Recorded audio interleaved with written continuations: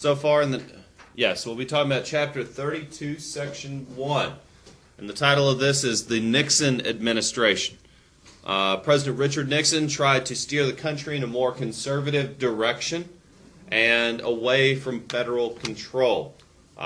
He's going to utilize what's called the Southern Strategy here to break a string of Democratic victories to win the White House and usher in a conservative age in American politics.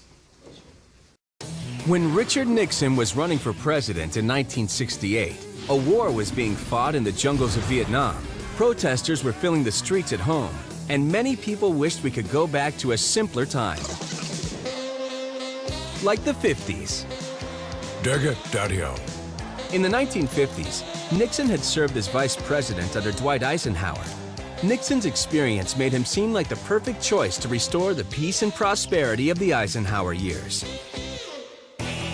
In 1968, at the height of the war, Nixon pledged to bring an honorable end to the war in Vietnam. And that was an offer America couldn't refuse. Richard Nixon was elected because of the Vietnam War. He promised that he would end it. He, in fact, extended it.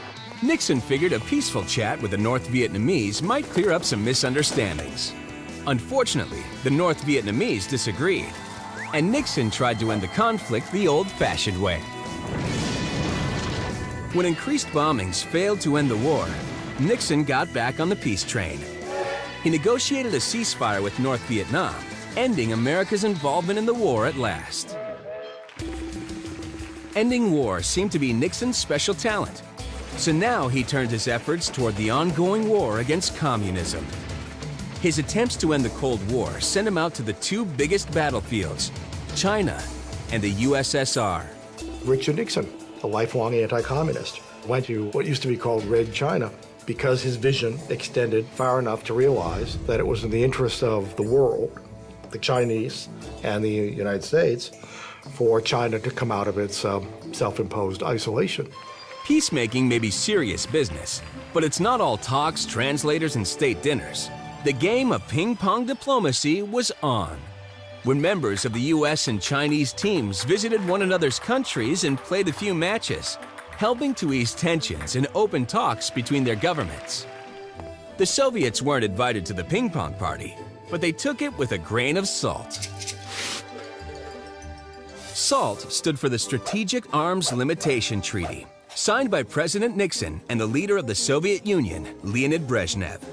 The treaty called for the United States and the USSR to stop making nuclear weapons for 5 years. Great news! All aboard the peace train. Of course, both countries still had a pretty impressive collection of weapons, but Nixon's diplomatic skills had definitely helped thaw the Cold War. Nixon was re-elected in a landslide victory. But just when the stuffy guy in the suit and tie had convinced the world to give peace a chance, along came a little thing called Watergate. Watergate, in which he helped conceal a criminal conspiracy, brought him down. And he's the only president of the United States to have had to resign his office. During the 1972 presidential campaign, 5 men were caught burglarizing the Democratic Party headquarters in the Watergate office complex. They worked for Nixon and were looking for inside information about the Democrats that could help Nixon win his re-election. This was decidedly unpresidential behavior, and it just got worse. Further investigation by news reporters revealed campaign fraud, illegal wiretapping, and a secret fund to pay people off. Not exactly the kind of thing an honest 50s-style president should be doing. The U.S. Senate looked into the accusations, and former staff members testified that audio tapes existed of Nixon planning to cover up the break-in. Bad news for Nixon, since covering up a crime is also a crime. Well, I'm not a crook. I've burned everything I've got.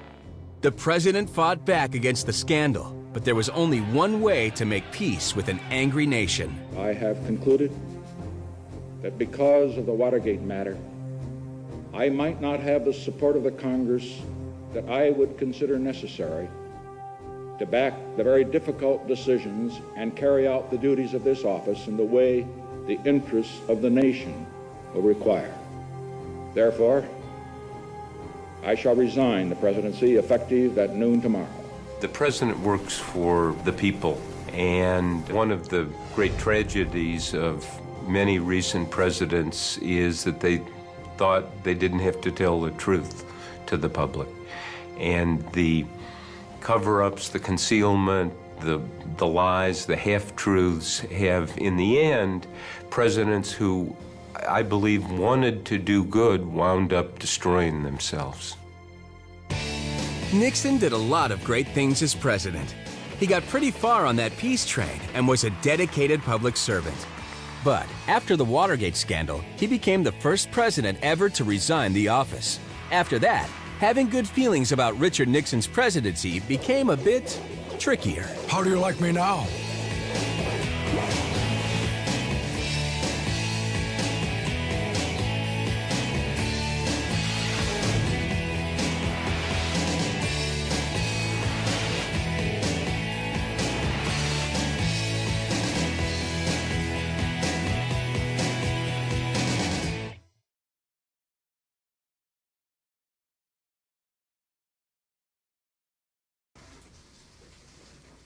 Now, Richard Nixon had run for president in 1960 and lost against John F. Kennedy. He was now running once more in 1968, and yet this time won. His campaign was focused on ending the war in Vietnam through what he called peace with honor. He promised to decrease the size and influence of the federal government, calling his program the New Federalism, that parts of federal control would be handed over to the state and local governments. He proposed an idea called revenue sharing. This became law in 1972. The concept was based around how state and local governments would now be able to decide how to spend federal money.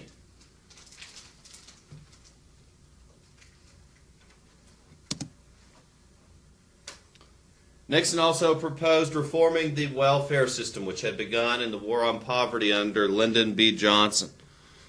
He called his program the Family Assistance Plan, which promised a family of four a base income. Can you imagine? A conservative politician, a Republican running in 1968, was proposing a base income for families. Now, this idea proposed by Nixon was struck down by both liberals and conservatives in the legislature, and the bill was defeated. Yet it is quite remarkable that you would have a president who is a Republican, calling himself a conservative, proposing a base income for families. Nixon's New Federalism proposed to back some social spending increases, and this was in part to win Democratic support. Yet, at the same time, Nixon promised to dismantle some programs and to freeze or impound funds for others. Now, the courts didn't entirely go along with this idea because many of these funds had been allocated by federal law, and that is the jurisdiction of Congress. And so they struck down some of his proposals. Nixon had promised to end the war in Vietnam, as I had said previously. He called his program Vietnamization. That is the idea of turning over control of the war to local forces. His hope was to mend divisiveness in the country and to bring a restoration of law and order to both South Vietnam as well as the United States. He promised to be, quote, tough on crime. And in coded language, he was saying that he was going to turn a blind eye to the civil rights movement. And so sometimes in trying to bring a restoration of law and order, he would use illegal tactics like refusing to enforce certain laws.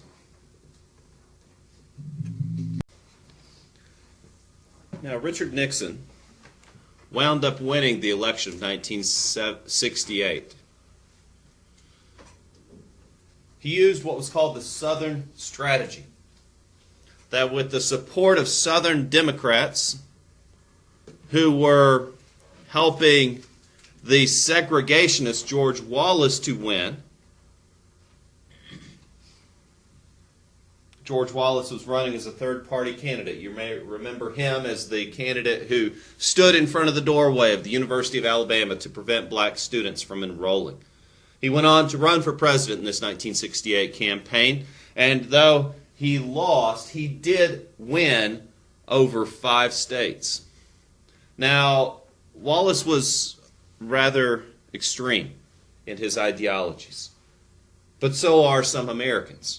And he was able to tap into this anger and this hatred through populist rhetoric and through angry statements such as, if segregation is allowed to continue, then secession should not be rejected as a possibility. So yes, he was advocating states' rights over the federal government's control, in particular to resisting integration. And he was getting votes through this hateful type of racist rhetoric. So Nixon's Southern strategy was to appeal to this popular dislike of desegregation and to tap into some of the anger that George Wallace was fomenting.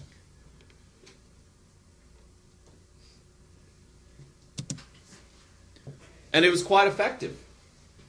You see, Nixon did win in 1968. There had been a string of Democratic presidents for quite some time.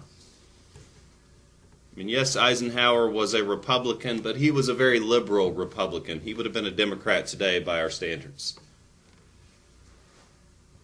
Now, to attract white voters in the South, Nixon slowed desegregation.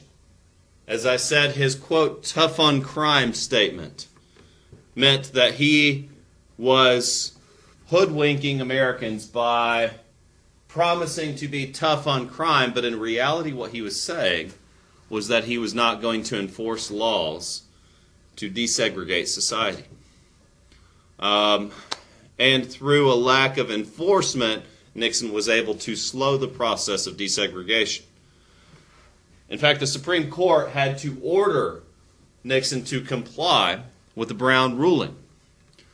Nixon even opposed extension of the Voting Rights Act, and that is the act that ended literacy tests and poll taxes and enabled federal officials to enroll and register voters, not state officials.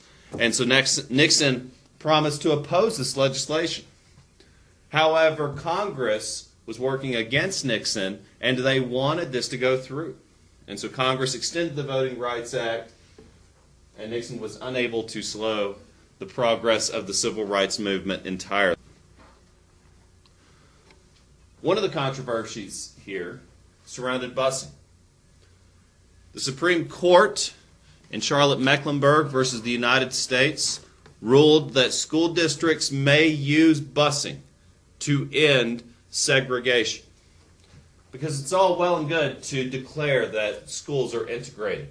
But in reality, the closest schools to the black communities were the black schools where black children had been attending. And these schools were not as well equipped or well staffed or well funded as the white schools on the other side of town. Well, the question is, how are these black students going to get to these white schools? And that brings in the question of busing. And now, thanks to the Supreme Court decision, you have the right to be bused to any school in the county that you may choose. You could have chosen a closer school. Some of you live in North Henderson, West Henderson. Some of you live right here in East Henderson. Some of you live right in town. You've chosen to be bused here. Now that means a longer bus ride for you.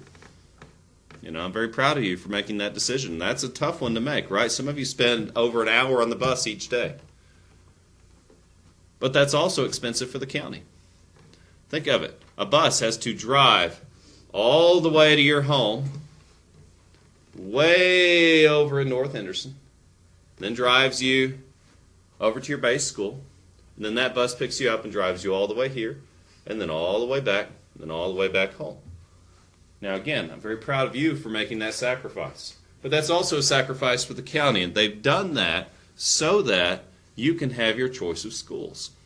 So that, regardless of race, class, gender, ethnic origin, you have the right to go to the school that you choose. And that's a powerful tool for integration. Now, students and parents in some cities protested this angrily.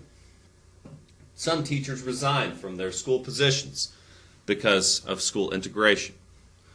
Some parents went to the media, and this was propagandized. In fact, the President of the United States, Richard Nixon, went on national television to urge Congress to halt the use of busing as a tool of desegregation. He didn't want you to be able to ride the bus from north to here. He wanted you to be stuck having to ride the bus from your home to your zoned base school. And that would have been a method of perpetuating segregation, despite Brown v. Board.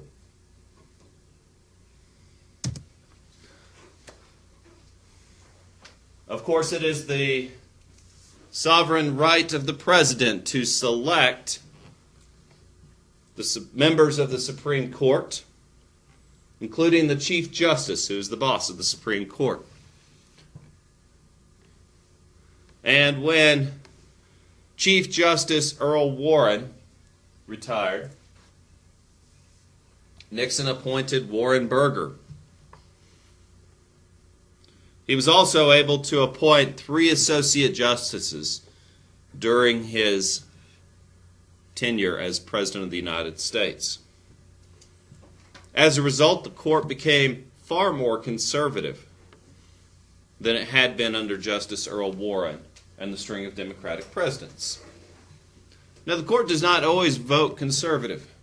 The idea of the Supreme Court is that it is supposed to be above the political process, and that justices are supposed to put aside their personal political beliefs in order to interpret the Constitution in as honest a way as possible.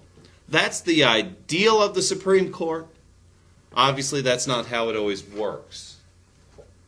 However, not all court decisions were conservative from this point forward.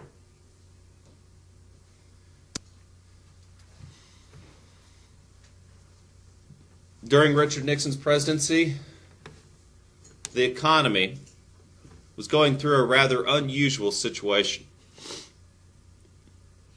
It became stagnant as a result of a complex economic term called stagflation. Stagflation is a combination of high inflation coupled with high unemployment. And I say it's a confusing concept because it doesn't make sense.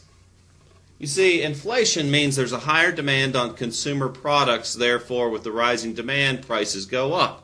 Well, logically, there would be a higher demand on consumer products because of low unemployment, meaning that more Americans have more jobs, therefore more disposable income, therefore a higher demand on consumer products, therefore inflation. The tricky thing here is we have the opposite. You have low employment, meaning low discretionary income, low extra money. Yet, we have high inflation, meaning the prices of goods are going up. Now, the inflation was the result of Johnson's spending on the Vietnam War, as well as social programs. When the government commits to deficit spending, that means we have a rise in government spending. Deficit spending means an increase in the debt. And when the debt increases, that means our burden of repayment goes up. Taxes go up. The price of goods go up. Ergo inflation. Now, the unemployment was coming from more international trade. Globalization is a wonderful thing. That means that we can buy products from anywhere and all over the world, and that we can shop and we can compete and we can buy the lowest products sold globally. And that's wonderful. You can hop on Amazon and you can order something from China and it will be here in a week or two. And that's really amazing. You can buy a product that's made in Malaysia, a place you've maybe never heard of before, but they have the cutest clothes for the lowest prices. Why do they have the cutest clothes for the lowest prices? Gee, I wonder why. Maybe because they make those clothes in sweatshops, where they employ their workers and pay them a little better than slaves. Maybe it's because they have next to no environmental standards. Therefore, their companies don't have to spend money on cleaning up the environment. They don't have to spend money to be green. They have essentially no laws. Therefore, they can produce products cheaper than anywhere else on the planet. Globalization is great for us, the consumer. It's not so great for the economy, for those who are hoping to work in jobs in manufacturing. Because we, the American worker, cannot compete with places that pay their workers slave wages. And so this unemployment coming from more international trade. Yet at the same time, let's throw one more wrench in the puzzle. The price of gas was going up in the late 1960s. In the early 60s, the price of gas was 33 cents a gallon. By the time Jimmy Carter was elected, it had tripled. Now, I've seen this, and you've seen this in your lifetimes, the price of gas tripling. Do you know what effect that had on our economy? Bottom line, it wasn't good. The price of items went up, the amount of expendable money that we had went down, and the economy slowed as a result. Because you see, when the price of oil goes up, the price of transportation goes up too.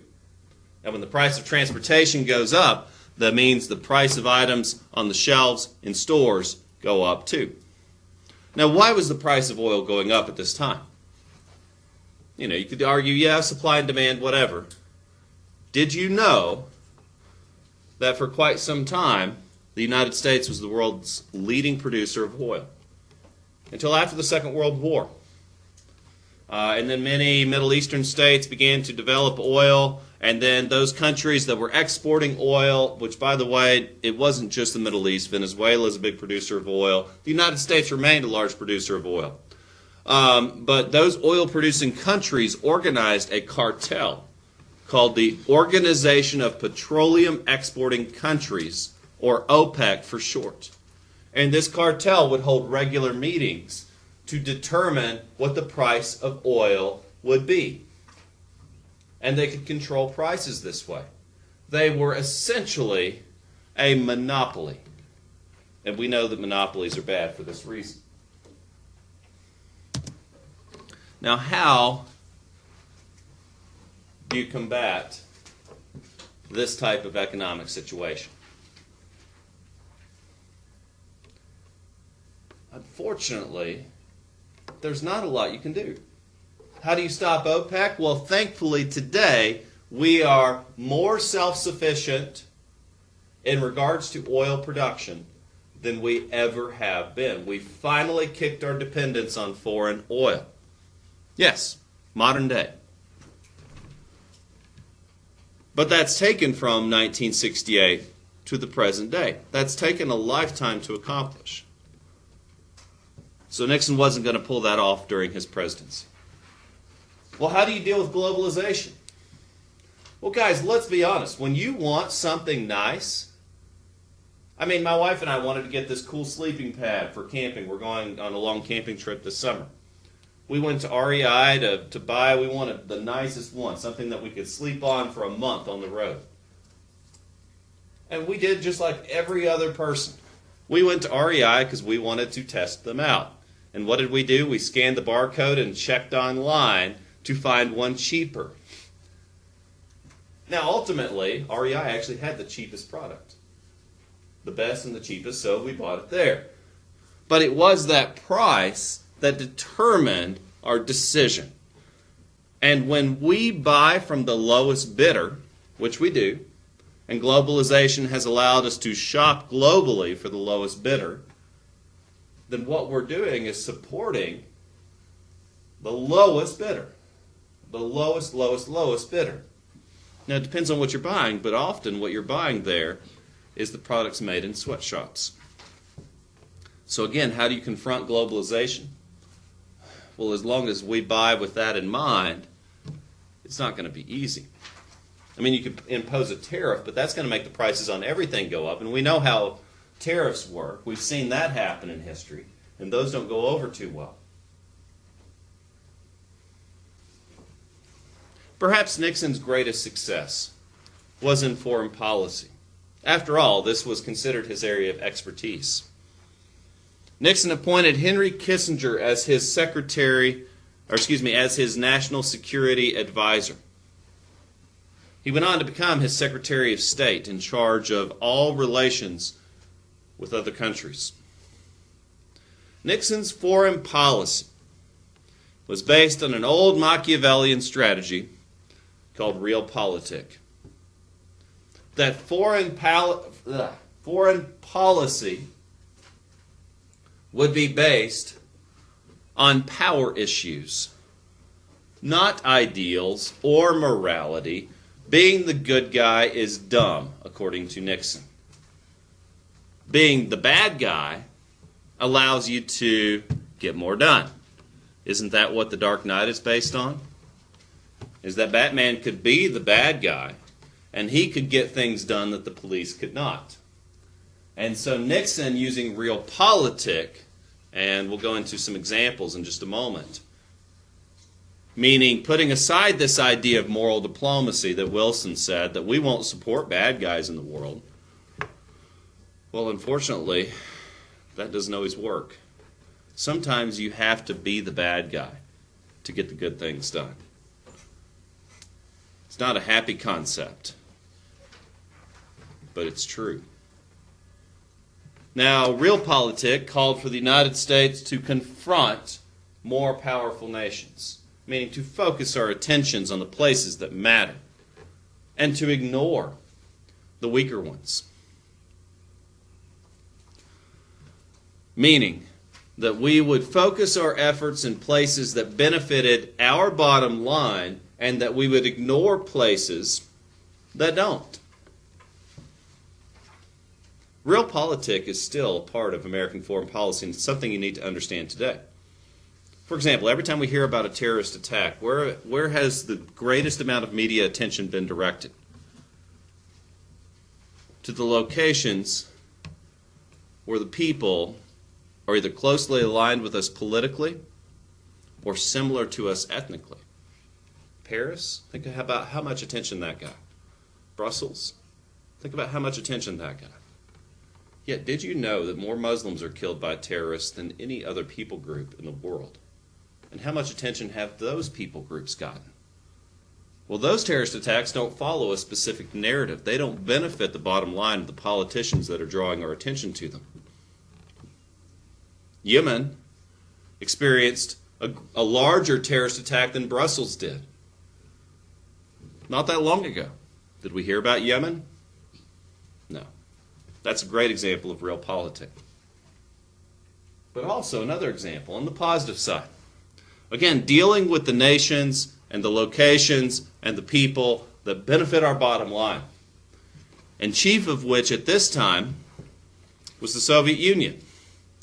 And so Nixon and Kissinger worked together to form a policy called détente, which meant an easing of Cold War tensions with the Soviet Union. You saw Nixon in the clip shaking hands vigorously with Khrushchev. It was in our best interest to not go to war with the Soviet Union. Therefore, it's in our best interest to not ramp up tensions there. Again, Nixon was a foreign policy genius, and some of his greatest successes were in dealing with other countries. Another great case in point, since we're in the business of easing tensions in the Cold War, it makes logical sense for the president to visit China. Now, no sitting president had visited China since the communist revolution there in 1946. That means from 46 to 71, no American diplomat went to China. We had no relationship with China. In fact, we had an understanding with China that if they attempted to wipe out the final bit of resistance to the communist movement there in Taiwan, we would go to war with them. We had a commitment to back up the tiny, unpopular island nation of Taiwan, which was a government in exile left over from the Chinese Civil War. And now Nixon goes to China. And it was a huge success. And we opened up relations with China, and now we buy all of their stuff, right? All of your cell phones are made in China, your fancy tablets and electronics are made there. You can partially thank Nixon for that. And we agreed to cooperate over disputes. Thank God we've never gone to war over the issue of Taiwan. We agreed to have scientific and cultural exchange, and perhaps more importantly, agreed to open trade once more.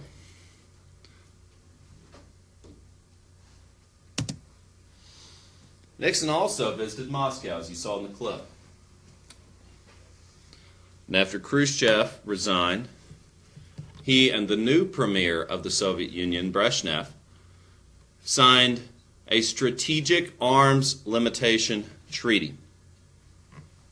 And that meant that the United States and the Soviet Union agreed voluntarily, and treaties have the power of law. If a nation violates a treaty, it's equivalent to violating international law, and it can be grounds for conflict. So again, a treaty is an important issue. So both nations agreed to reduce the number of nuclear weapons. And that's good for everybody. You know, do we need to be able to blow up the world 5 times? Well, we can. Do I feel good about that? Not at all. But I guess if I had to think about it, it's better than being able to blow up the world 10 times. You know, it's a little better. And that's the idea, if we can make these small steps. And so these foreign policy triumphs, and in the early 1970s, peace with Vietnam was generally expected, because we know the war ended in 73. So Nixon was able to get re-election rather easily. And that does beg the question, why did he feel the need to cheat in the 1972 election? But that's the story for tomorrow.